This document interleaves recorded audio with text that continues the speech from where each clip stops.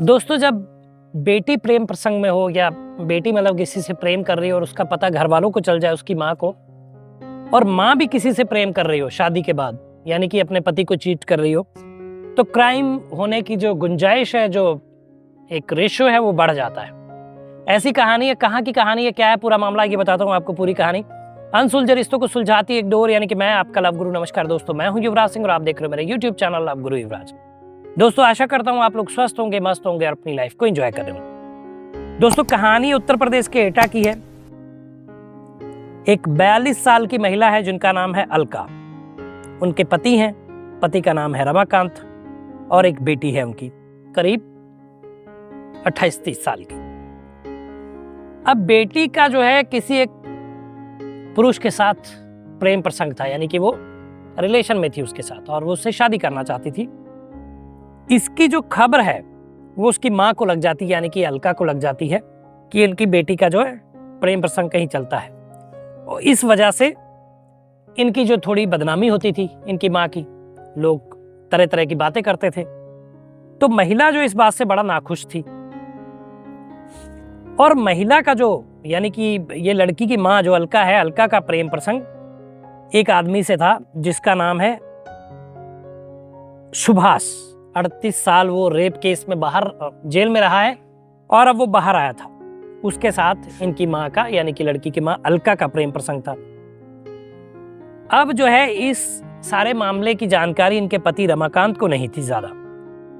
अब ये जो बेटी को जब पता चला कि इनका प्रेम प्रसंग सुभाष के साथ है, जो 38 साल रेप की सजा काट के अब आया है जेल से बाहर, तो बेटी इस बात से नाखुश रहती थी क्योंकि भाई बेटी की उम्र थी अब शादी करने की और सारी चीजें करने की। माँ की उम्र थोड़ी थी 42 साल में, उनकी बेटी भी, अब तो उनको अपनी बेटी को वो करना चाहिए शादी के लिए और सारी चीजें करनी चाहिए।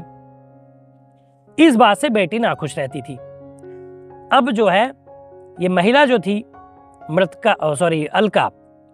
अलका ने सोचा कि क्यों ना अपनी बेटी को जो है रास्ते से हटाया जाए, और ये जो बदनामी भी करा रही है। तो उसने जो है सुभाष से बात की, जो 38 साल का युवक जो रेप की सजा काट कर आया था, उससे बात की कि यार हमारे, अच्छा एक बात और बता दूं आपको कि ये जो इनका सुभाष के साथ इनकी माँ का चक्कर था, तो ये चाहती थी कि बीच में लड़की ना आए। तो इसने कहा कि यार ऐसा है सुभाष, ये जो हमारी बेटी है इधर उधर चक्कर चलाई हुई है, इससे बड़ी बेइज्जती होती है, और इसको ये भी पता चल गया कि हमारा तुम्हारा प्रेम प्रसंग है, तो इसमें भी बाधा बनती है। तो क्यों ना है जो हम इसको रास्ते से हटा दें, ये सही रहेगा। इन दोनों ने प्लानिंग की और लड़की को मारने का मामला स्टार्ट किया। लेकिन देखिए, अब जिसकी मृत्यु तय है, लिखा हुआ है, वह पहले वही मरेगा।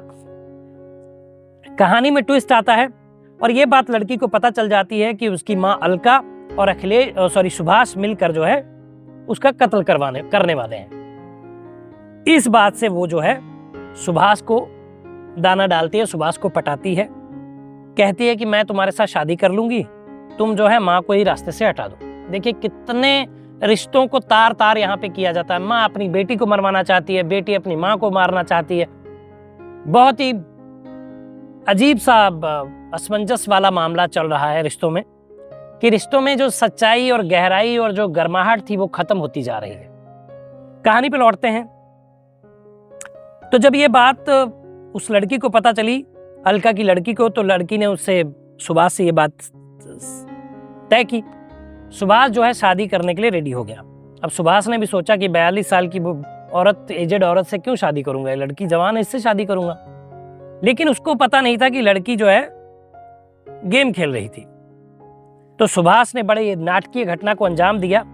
लड़की को ऐसे लिटाया कि वो मरी हुई हो, उसकी फोटो खींची और अलका को दे दी कि देखिए मैंने आपकी बेटी को मार दिया है, 50,000 रुपए दो। लेकिन अलका ने जो है थोड़े दिन तक पैसे नहीं दिए।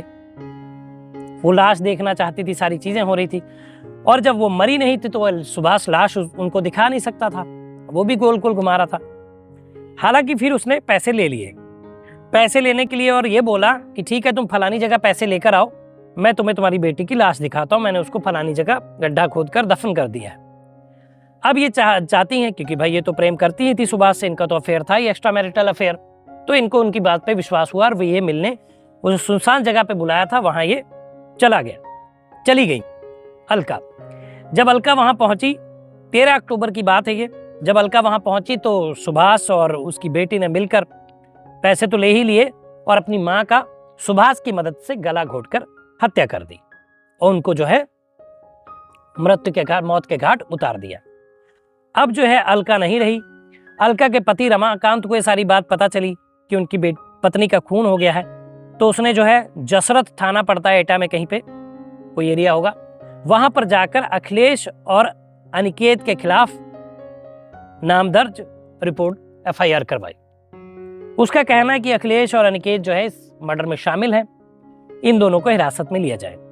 पुलिस ने जब ये सारे मामले की तफ्तीश शुरू की और सारी चीजों को, कड़ियों को जोड़ना शुरू किया, तो फिर पता चला कि जो 38 साल रेप केस में जेल से अभी छूट कर अपनी सजा पूरी कर सुभाष और अलका की बेटी, ये दोनों ही खून में, ये मर्डर करने में इन्वॉल्व हैं। इन दोनों को जेल भेज दिया गया और ये कहानी यहीं पे खत्म हो गई।